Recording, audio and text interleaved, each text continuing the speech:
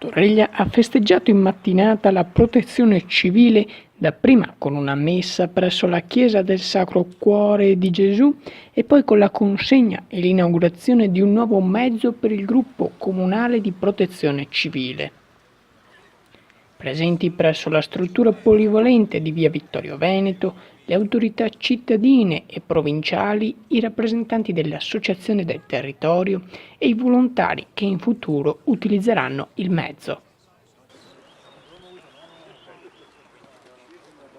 Oggi, come scrivevo ieri agli amici di Protezione Civile, non è un giorno in cui si conclude qualcosa con l'arrivo di questo mezzo, ma è una tappa di un percorso lungo che sarà sempre duraturo ma che non finirà mai, che è un percorso dell'intera nostra comunità, un percorso della nostra Protezione Civile, dei nostri volontari, ma un percorso proprio di tutta la nostra comunità,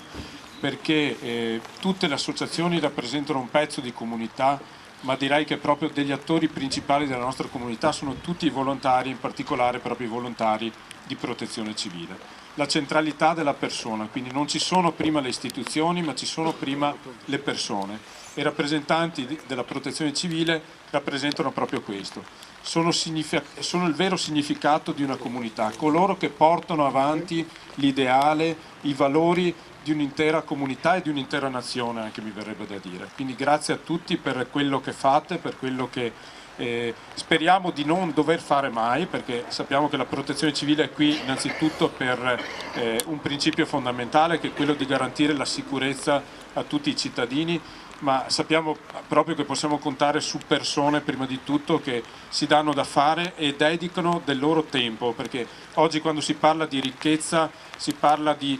ricchezza proprio nel tempo, e dedicare del tempo per gli altri non è una cosa scontata. Sfiscio Marciano News, Torreglia.